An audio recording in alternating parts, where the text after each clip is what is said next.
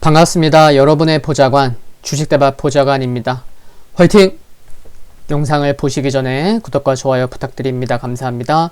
투자는 개인의 판단에 따르지만 이번 영상이 큰 도움이 되시기를 바랍니다. 이번 영상은 이처럼 기관이 7거래일 연속 매수를 보이고 있는 테스 진단 영상입니다. 바로 시작하겠습니다. 테스는 2002년 하면 월드컵이 딱 생각나죠? 전 그것 말고도 또 생각나는 게 있는데 anyway, 테스는 2002년 9월 19일에 설립되었고요. 2008년 5월에 상장된 IT 기업입니다. 반도체 제조에 필요한 전공정 장비를 생산하는 장비 제조업을 주력하고 있는데 디스플레이 그리고 UVC LED 등 장비 제조업도 하고 있습니다.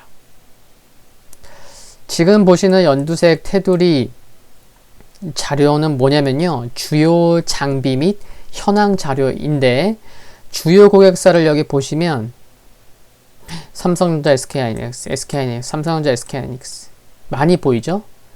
여기가 비중이 커요. 잠시 후 또 말씀드리겠지만 그러니까 주요 고객사 시가총 1, 2위 기업이 눈에 많이 보인다는 거예요. 상반기 기준 주요 고객사 매출 비중은요. 중국 법인을 포함한 삼성전자 비중이 약 무려 80%, 그리고 SK하이닉스 역시 중국 법인 포함입니다. 약 18%입니다. 그러니까 두 회사로의 매출 비중이 굉장히 크다는 것을 알 수가 있습니다. 여기 보시는 여기 플라즈마 화학 기상 증착 장비가 주요 장비인데 이 장비가 2분기에 매출 비중이 얼마였냐면요. 65%였습니다. 매출 비중이 가장 컸다는 거죠. 그리고 그 아래에 드라이 클리닝이 2분기 매출 비중 14%를 차지했습니다. 그러니까 이 두 개만 합쳐도 거의 80% 육박하는 거죠. 그렇죠? 그럼 노란색 테두리 이 장비가 뭐냐? 바로 이 장비가 조금 말씀드린 2분기의 매출 비중 무려 65%를 차지한 플라즈마 화학 기상 증착 장비입니다. 작년 상반기 실적과 올해 상반기 실적 비교해 볼게요. 여기 보시면 매출, 작년 상반기의 매출이 1093억, 올해 상반기 1357억. 좋죠? 그리고 작년 상반기 영업이익 113억, 올해 247억. 2배 이상 증가했고요. 순이익을 보면 작년 상반기 101억, 올해 상반기 190억. 거의 2배 가까이 개선된 것을 알 수가 있습니다. 작년 실적이 저조한 편이어서 기저효과가 있긴 했지만 그래도 절대적인 수치를 보면 양호한 실적으로 평가할 수 있습니다. 이유를 보면 그 실적이 그래도 양호하게 나온 그 배경을 살펴보면 삼성전자 중국 시안과 평택 공장에서 낸드 투자가 이어졌고 또 2분기에는 1분기에 미미했던 디램 투자도 삼성전자 평택과 SK하이닉스 우시 공장에서 미세 공정 전환에 따른 신규 장비 수요가 발생했기 때문에 이처럼 1분기, 2분기 양호한 실적을 보인 것을 알 수가 있습니다. 그리고 1분기도 그렇지만 2분기도 그렇고 영업이익률 20%까지는 아니지만 한 17%, 18%가 나올 정도로 영업이익률도 괜찮게 나온 것도 말씀드릴 수가 있겠고요. 근데 좀 아쉬운 부분은 하반기 실적은 고객사의 설비 투자 지연으로 상반기 대비 저조할 것으로 전망이 됩니다. 그런데 지금 말씀드린 부분은 테스만의 문제도 아니고 내년부터 기대되는 것이 많은 것을 보면 크게 염려할 부분은 아니라고 생각을 합니다. 그러면 무엇이 내년부터 기대가 되냐면요. 내년부터는 디램, 낸드, 그리고 파운드리까지 비메모리까지 동시에 투자가 진행될 것으로 전망되는 점이 긍정적입니다. 기존 메모리 라인에 쓰이던 가스 해칭 장비를 비메모리 라인에 적용하기 위해서 현재 고객사 승인을 진행 중에 있는 것에도 중기적으로 관심이 필요할 것으로 생각을 합니다. 지금 말씀드린 이 부분은 잠시 후에 한 번 더 말씀을 드리겠습니다. 이제 흐름과 수급을 살펴볼게요. 거래량 아래를 보시면 파란색은 외국인 보유율이죠. 외국인은 언제부터 좀 관심을 갖죠? 네, 파란색이 올라옵니다. 언제부터? 7월 중순 이후부터. 근데 7월 중순에는 기관도 잠깐 샀었어요. 빨간색 올라왔죠? 근데 기관은 또 매도하죠. 아무튼 anyway 외국인은 7월 중순부터 해서 좀 관심을 두기 시작한 것을 알 수가 있고요. 또 기관이 빨간색이죠. 거래량 아래 기관 누적 순매 매추임.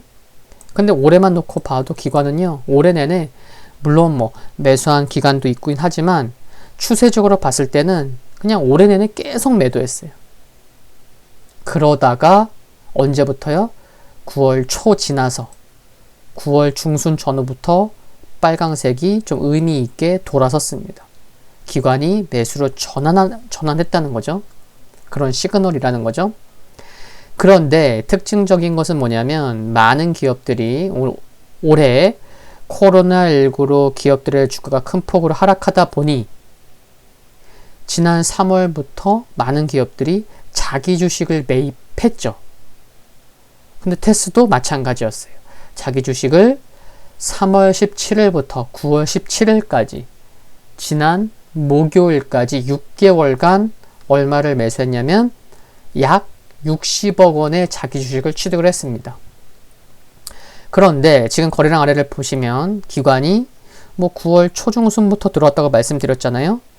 근데 제가 영상 초반에 뭐라고 말씀드렸죠? 기관이 이처럼 7거래일째 매수를 하고 있다고 말씀을 드렸는데 언제부터 매수가 좀 이렇게 지속되고 있는 거죠? 9월 17일이에요. 9월 17일은 무슨 날이라고 말씀드렸죠? 조금 전에? 자기 주식 취득이 끝나는 날이었어요. 그러니까 이처럼 좀 이런 날짜가 좀 겹친다는 게 시기적으로 기관의 매수가 들어온 타이밍이 물론 9월 17일 전에도 기관은 뭐 샀다 팔았다 했어요. 뭐 조금씩은 그래도 매도보다는 매수 쪽에 좀 가까우면서 조금씩 지분을 조금씩 늘려오다가 드디어 9월 17일부터 지금 계속 사고 있는 거죠. 근데 9월 17일 알고 보니까 자기 주식 취득이 끝나는 날이라는 거죠. 이런 게 좀 눈에 들어온다는 거죠. 그리고 국민연금도 지분을 보유하고 있습니다.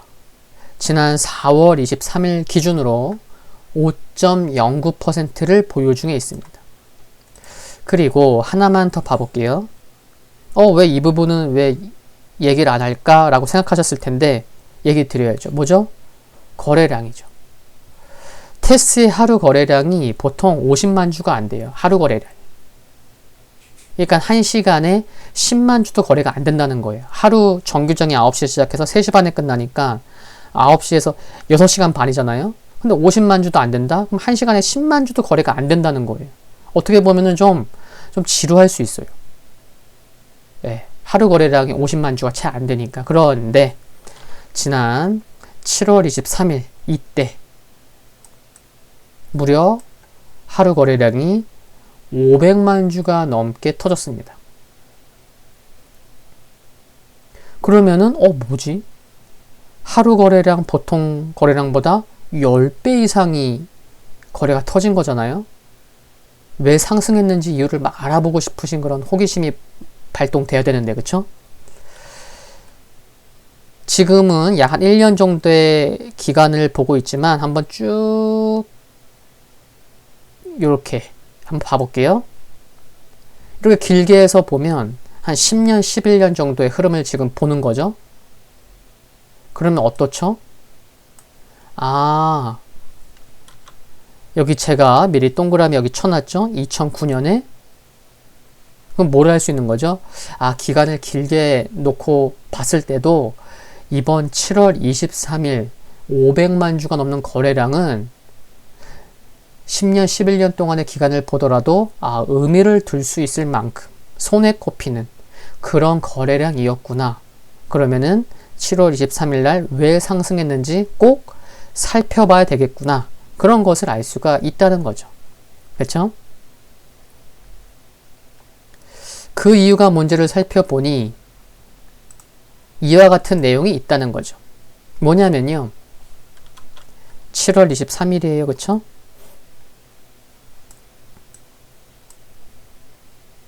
이미 알고 계신 분도 계시겠지만 뭐냐면 그동안 삼성전자의 파운드리 부문의 건식 식각 장비에는 일본의 도쿄 일렉트론이 독점이었어요. 일본의 도쿄 일렉트론만 삼성전자향으로 독점이었죠. 그런데 삼성전자가 테스를 추가해서 이제 도쿄 일렉트론과 테스 이원화에 나섰다는 거죠. 아까 고객사의 승인을 진행 중이다라고 말씀드린 부분이 바로 지금 이 뉴스예요. 당장 큰 규모를 공급할 수는 없겠지만 점차적으로 물량을 늘려갈 것으로 기대가 되는 점은 긍정적으로 볼 수 있는 부분이라는 거죠. 기술적인 흐름을 좀 더 보면요. 지금은 2017년도부터 약 한 4년치 정도의 흐름을 보고 계신데요. 보시면 올해 초에 여기 부담됐었죠. 1번. 그리고 하반기에 이제 삼성전자로 비메모리 들어갈 것으로 기대되는 그 뉴스 터졌을 때 이때 또 부담됐어요. 그러니까 1번의 정거점이 부담이 된 거예요. 지난 7월에. 근데 1년간만 놓고 보면 잘 모르겠지만 이처럼 2017년, 2016년 말부터의 흐름, 한 약 4년치 흐름을 보면 1번이 부담됐었던 가격, 2번이 부담됐었던 가격 모두가 좀 과거에도 좀 부담이 될 수 있었던 가격권이라는 거예요. 그 가격은 어떤 가격이라는 거죠? 27,000원, 8,000원 그 사이. 그러니까 뭐냐면 앞으로 주가가 상승하더라도요. 27,000원을 강하게 돌파하고 안착하는 것이 정말 중요하겠다. 그리고 뭔가 의미 있는 상승이 뒷받침돼서 상승하면 모르겠지만 뭔가 좀 시장도 불안하고 뭔가 좀 특별한 게 없는데 27,000원을 돌파하면 또 밀릴 수 있다는 거예요. 그러니까 27,000원이라는 가격은 종가상 유의미하게 강하게 돌파하고 안착이 필요한 가격이라는 거죠. 그러면 그때 이후부터는 주가의 흐름이 변동성이 큰 게 아니고 좀 탄탄해질 수 있을 것으로 생각할 수 있겠습니다. 이 부분은 계속해서 관심을 두시는 분이라면 꼭 기억해야 합니다. 하반기 실적 상반기보다 저조할 텐데 등락이 좀 있을 수 있어요. 근데 27,000원 강하게 돌파 안착 필요하다는 거 꼭 기억하셔야 되겠죠? 오늘 영상은 여기서 마무리하겠습니다. 도움되셨다면 구독과 좋아요 부탁드리고요. 영상물 아래에 좋아요 클릭은 큰 힘이 됩니다. 좋아요 한다고 해서 뭐 나쁜 거 없습니다. 알림 설정을 전체 알림 받기로 해 놓으시면 제가 올린 후에 한 2, 3분 안에 바로 보실 수 있습니다. 성공 투자하시길 기원하겠습니다. 건강 유의하시고요. 감사합니다.